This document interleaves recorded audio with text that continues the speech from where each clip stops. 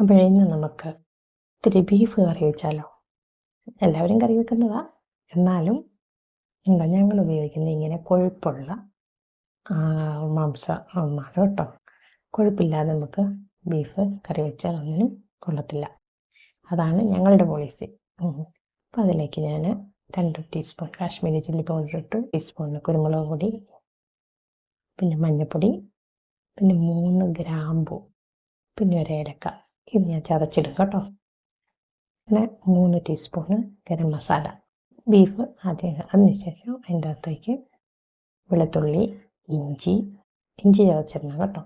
പിന്നെ കറിവേപ്പില, തേങ്ങാക്കൊത്ത്, ചെറിയ ഉള്ളി കുറച്ചേറെ ഇട്ടാൽ നല്ലതായിരിക്കും കേട്ടോ. അപ്പം അത് മുറിച്ചിടണമെന്നൊന്നുമില്ല, അല്ലാതെ തന്നെ ഇട്ടാൽ മതി. എന്നിട്ട് ആവശ്യത്തിന് ഉപ്പുമൊക്കെ ചേർത്ത് നല്ലപോലെ ഒന്ന് ഇളക്കി യോജിപ്പിച്ച് അടച്ചു വയ്ക്കുക. ഒരു 10 മിനിറ്റ് നേരം അതങ്ങനെ ഇരിക്കട്ടെ കേട്ടോ.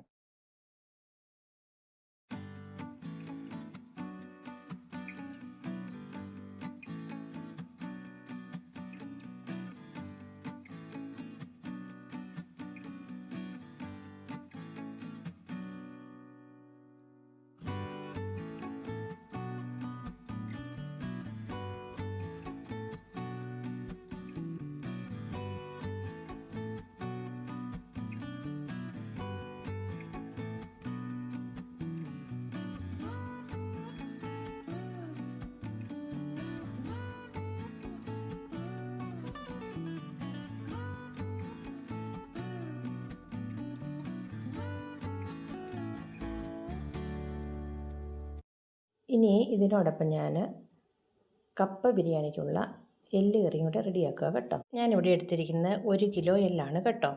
എന്നിട്ട് 1 കിലോ കപ്പയും, 1 കിലോ എല്ലിന് 1.5 കിലോ കപ്പയും ഉപയോഗിക്കാം കേട്ടോ.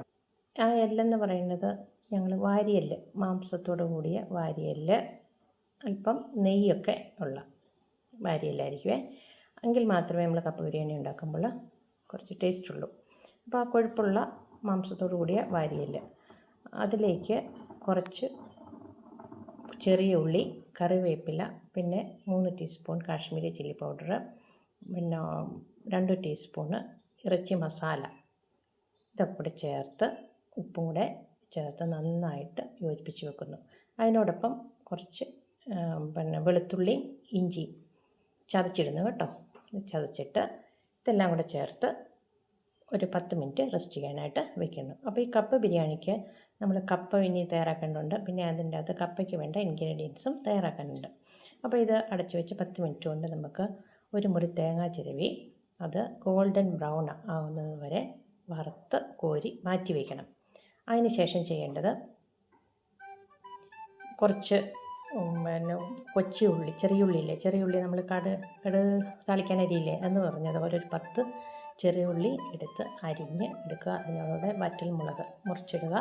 പിന്നെ വെളിച്ചെണ്ണ ഒഴിച്ച് കടുക് ഇട്ട് ഈ വറ്റൽമുളകും കറിവേപ്പിലയും ചെറിയ ഉള്ളി എല്ലാം കൂടെ മൂപ്പിച്ചെടുക്കുക. എന്നിട്ട് തേങ്ങയോടൊപ്പം ചേർത്ത് വയ്ക്കുക. ശേഷം കപ്പ ഇനി പൊളിച്ചെടുത്തിട്ട് നുറുക്കി ഉപ്പും മഞ്ഞളും കൂടെ വെള്ളം ഒഴിച്ച് തിളപ്പിച്ച് വേവിച്ച് ഊറ്റി മാറ്റി വയ്ക്കണം. അപ്പം നമ്മുടെ ബീഫും അതുപോലെ തന്നെ ഇറച്ചി, അങ്ങനെ ബീഫ് കറിക്കുള്ളതും അതുപോലെ തന്നെ കപ്പ ബിരിയാണിക്കുള്ള എല്ലും കൂടെ നമ്മൾ 10 മിനിറ്റ് റെസ്റ്റ് ചെയ്യാൻ വെച്ചതിന് ശേഷം കുക്കറിൽ വെച്ച് ആദ്യത്തെ ഒരു വിസിൽ വന്നതിന് ശേഷം തീ കുറച്ചിട്ട് 10 മിനിറ്റ് വേവിച്ചു. അങ്ങനെ കണ്ടോ എല്ല് നന്നായിട്ട് വെന്ത് വന്നിട്ടുണ്ട് കേട്ടോ. അപ്പം കപ്പ ബിരിയാണിക്ക് ഒത്തിരി അങ്ങ് വെന്ത് പോകുന്നതും നല്ലതല്ല. അതുപോലെ തന്നെ അതിലെ വെള്ളം നമ്മൾ വെള്ളം ഒന്നും ഒഴിച്ചിട്ടില്ല കേട്ടോ. വെള്ളം ഒട്ടും ഒഴിക്കരുത്.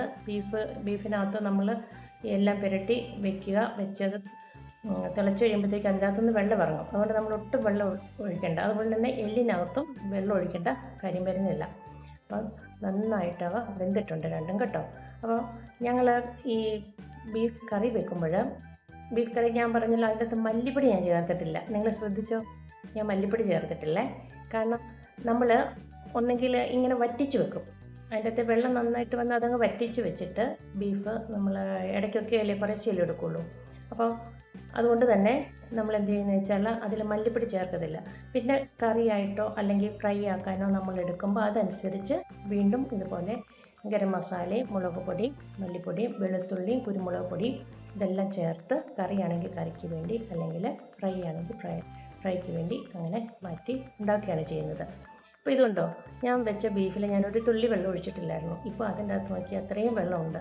ഇത് വറ്റി വരുമ്പോഴേക്കും തന്നെ നല്ലപോലെ വെന്ത് വേകും. പിന്നെ ബീഫ് ഫ്രൈ ആക്കാനാണെങ്കിൽ നമ്മൾ അധികം വേവിക്കരുത്, എന്നാൽ വേവണം. കൈ കൊണ്ടെന്ന് വെച്ചാൽ ഒന്ന് ചെറുതായിട്ട് ഒന്ന് പൊട്ടുന്ന രീതിയിലായിരിക്കണം.